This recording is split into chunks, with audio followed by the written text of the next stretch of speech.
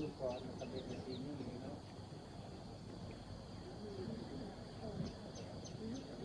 ่ทุ่งสวิตอ่ะที่จริงมองนี่ตอนหน้าฝนอยู่นะอันนี้มันหน้าแล้ง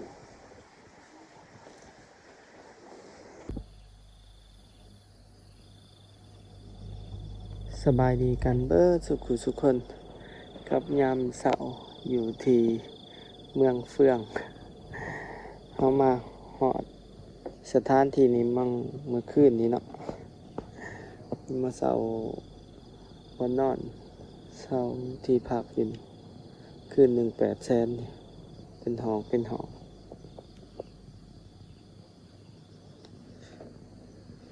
นี่ลูกแต่เสาร์เบิ่งบรรยากาศเข้าเจ้าใส่บาตรอันนี้จะเป็นที่พัก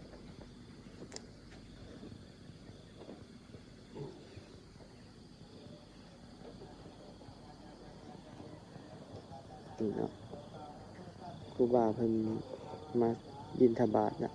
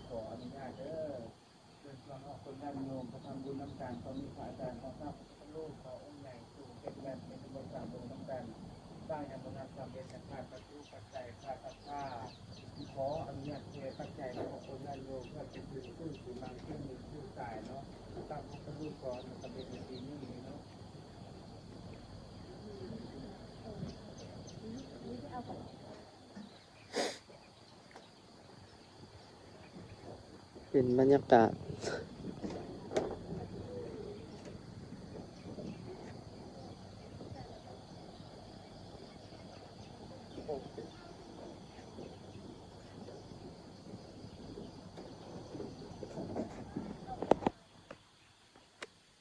เราก็บ่ฮู้เลยเนาะว่าจุดใดฟอนมาหอดเมื่อคืนมานั่งกินเล็กหน่อยมีโอกาสมานำหมู่ทุกคนก็เลยได้มีโอกาสพาทุกคนมาเบิ่งเลย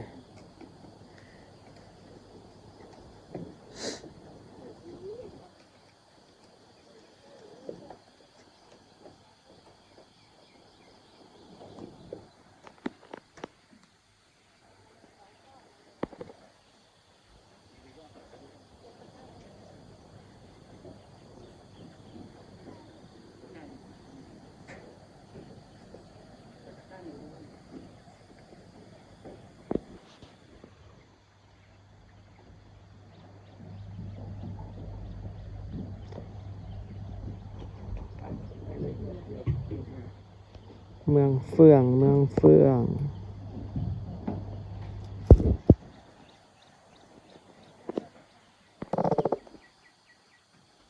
ัวนี้บ่ฮู้ว่าเป็นผาหยังผาเถาะ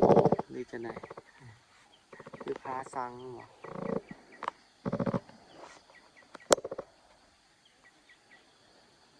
อยู่เมืองเฟืองนี่ก็สิมีชื่อเสียงเรื่องผาเถาะนอค่ำเนาะก็คือ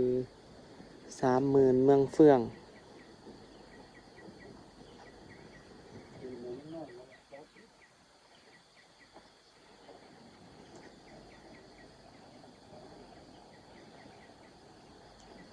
ชมบรรยากาศยามเช้าธรรมชาติมีภูผาแม่น้ำที่เมืองเฟือง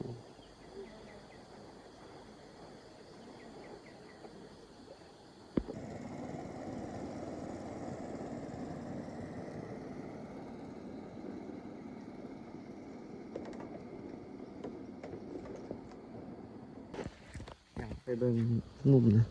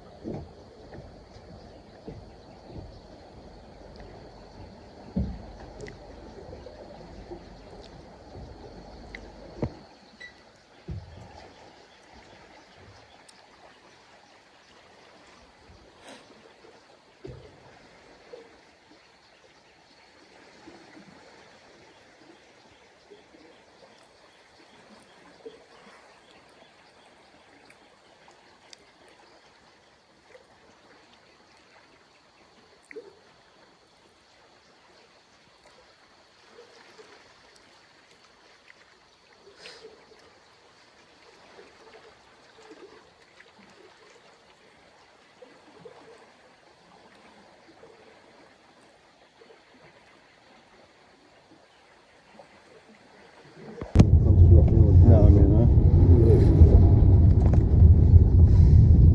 ดาวเหนือวะนะโอ้ เงินตีดาวเหนือ เจ้าของมันดาวเหนือตัวนี่ อาหารดาวเหนือ จุ๊บมาเลยปุ๊บไปเลยเนาะมึงนี่เนาะถูกไหม ยิ้มๆแนวโอ้โหรู้สึกว่ามันเสนอเลย ฮะ มาแบบ ในคาเฟ่ เมาๆแน่แล้วก็บ่รู้สึกหยัง อิ่มเลย มีแต่เฮ็ดเทือนผักเลยเขตนี้ก็ พอดีบังกะโลเนาะที่อยู่ริมเต็มนะอย่างโบราณอย่างมันก็ได้ตอนนี้คนเขามาซื้อชวนมาเอาซื้อที่บางทีนะทีละ5 6แม่งไม่เสียดายดิมาเห็นแล้วโทษเลยเลือกตายแล้วว่ะโอ้แบบน่ามาเห็นเนี่ยมีเขาน่ามันยังว้าวเลยอยู่นี่แม่นปกติมันมีเข้าเมื่อไหร่อันนี้เขาบอกเห็นบอกว่ายามแรง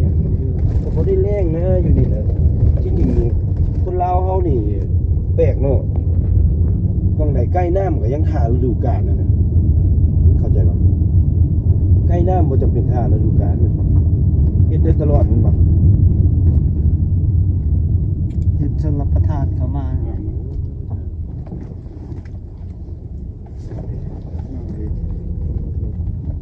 ดูเอาเลยวะ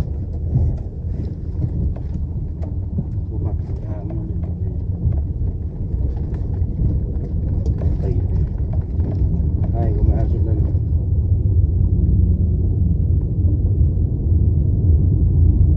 หาลองวิวมันดี ตอนนี้เราอยู่ผาหน้าผาเรื่องว่าตอนนี้มันมีคาเฟ่พาทุกคนมาเบิ่งคาเฟ่อยู่นี่โอ้มันมีเป็นคาเฟ่ที่มีบอลสากรถ EV นำ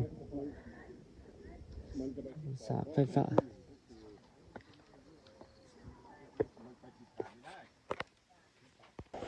มันเลยอยู่เย็นเป็นสุขดูสิ่งที่ใกล้ที่สุดคือปอด บ่อนั่งนักท่องเที่ยวชาวไทยมักมาเที่ยวแหล่งธรรมศาสตร์อ๋อมานี่ก็หอมกินกาแฟเลย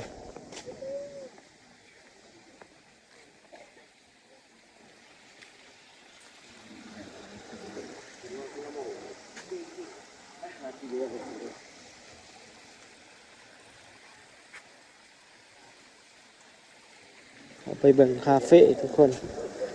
คาเฟ่ฟ้าเรื่องเหรอ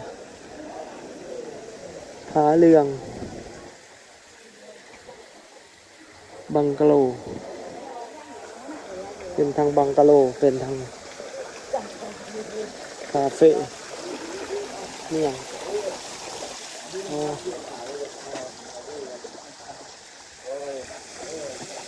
สันซอง มีบอลถ่ายรูปเดี๋ยวขึ้นไปเบิ่งอยู่เถึง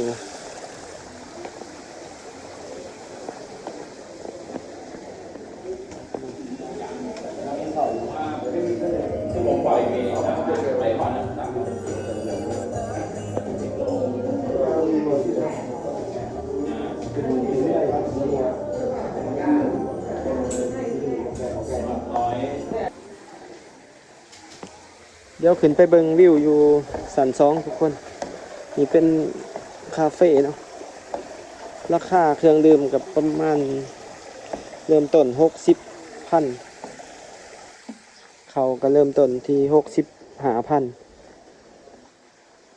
65,000มีทุ่งสวิตตัวนี้บ่ทุ่งสวิตอ่ะ ที่จริงมองนี่ตอนหน้าฝนอยู่นะอันนี้มันหน้าแรง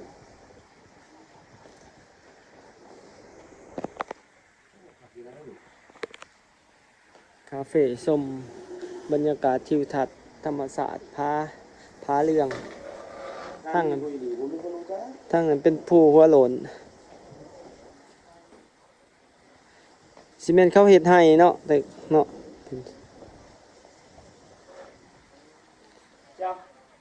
ภูผาแต่ก่อนอยู่ลาวกับคนเขตนอกจังซี่ก็มีแต่เฮ็ดให้อยู่เทิงภูแล้วบ่มีแนวเฮ็ดแต่ก่อนเดี๋ยวนี้ก็ถือว่าเป็นธุรกิจการท่องเที่ยวก็ช่วยให้คนพื้นที่แต่ละบ่อนคือบางเบี้ยงคือเมืองเฟื่องนี่มีรายได้ขึ้นมาจากแหล่งท่องเที่ยวธรรมศาสตร์ก็บ่ได้พึ่งอิงกับเรื่องการผลิตปานใดเดี๋ยวนี้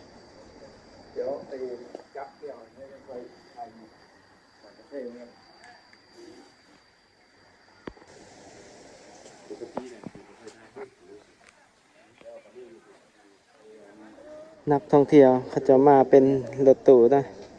มาน้ำทั่วเนาะแล้วก็บางบอนเขาจะก็เอา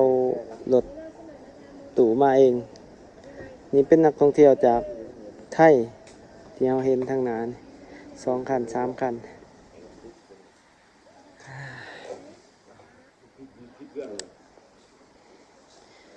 ก็สิประมาณนี้สำหรับอยู่คาเฟ่เดี๋ยวเรา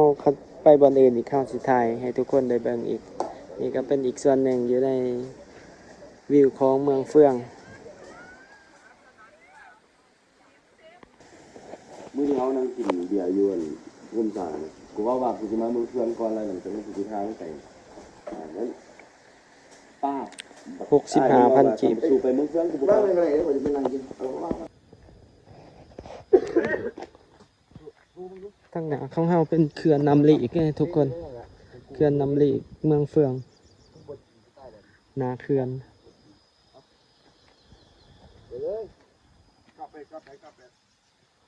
ตัวนี้พาตึงบ่